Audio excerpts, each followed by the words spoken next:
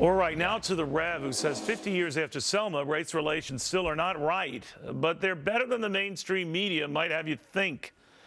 Reverend Jesse Peterson joining us now from L.A. Reverend, you know, people look at incidents like this and some copycat protests, although not as dangerous elsewhere, and say, well, we really haven't, you know, moved the ball forward. What do you say? Well, first I want to say, Neil, I'm sorry to hear about your uncle, the loss of your uncle. No, Uncle Tony, he sounded like a good guy. He was a good guy.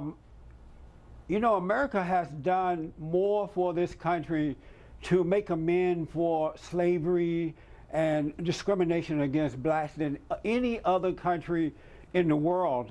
And we should be grateful for that. I was disappointed when Barack Obama spoke in Selma the week before last now at the bridge there.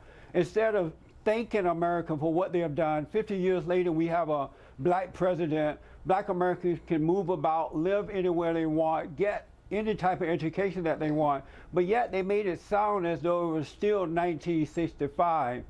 And unless that change, the attitude of the president, the attorney general, and others change, things are only going to get worse in this country between the races than it will get better. So it's really time for to tell the truth about what this country has done for us. You know, Reverend, as many viewers as the show has, and I'm grateful, and Fox News has, your message, powerful as it is, doesn't get out to the mainstream media. And to kids, young African Americans, for example, who might hear what the president says or hear what the attorney general says and say, well, yeah, it is rigged, and I am a target. Now, that's not what they're saying, but they are saying that there is built-in bias, racial animosity in Ferguson, that it was a boiling pot for that. I don't doubt that there were examples of that, but that they take that to the next level to say this is an ongoing national, darn near epidemic. How do you respond to that? Well, first I realize that our battle is a spiritual battle. It's a battle between good and evil. And you have folks who represent good, and there are those who represent evil. And the so-called black leadership, the race hustlers like Obama, Eric Holder, Sharpton, and others represent evil. And they can do it because most black Americans, not all, but most are angry. And Neil, when you're angry, it is impossible to believe the truth. And whomever caused you to become angry also control you. And black Americans have been caused to be angry by the so-called civil rights leaders some 50 years ago, to be honest, and they have been controlling black Americans since that time.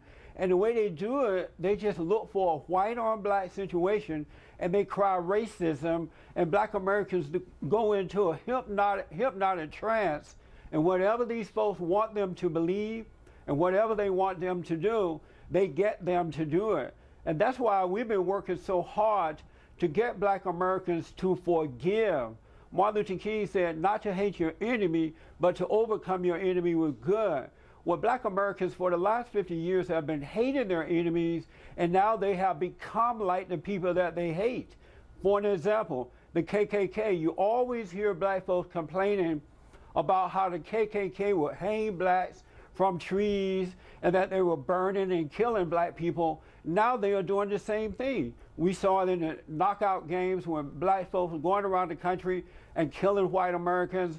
I've heard of several cases, one in Tennessee, where black people killed a couple of white folks, set them on fire. So they have become just like the KKK, the people that hopefully those are isolated, to your point, isolated small incidents. But one thing you said, and I'll wrap it up here, last time you were here, and I thought it was very profound, that there is enormous pressure to resist what becomes a repeated but wrong story. That is the hands up, don't shoot story. We know from the investigation of this, there was never a situation where Michael Brown had his hands up and was saying don't shoot. Right. That never happened.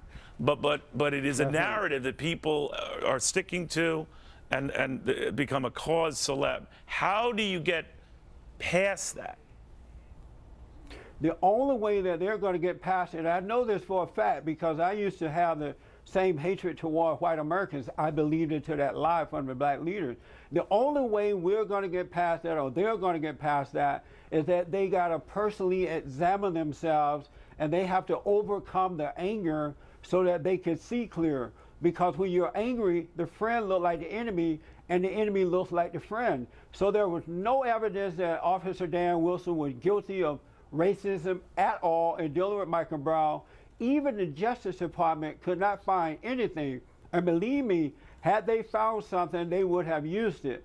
The truth is out there, but they cannot believe the truth, Neil. They cannot accept it because they can't see what's going on. Well, I say, Reverend, is why don't we hear your point of view? I mean, with the other point of view, go ahead and go through Al Sharpton's own.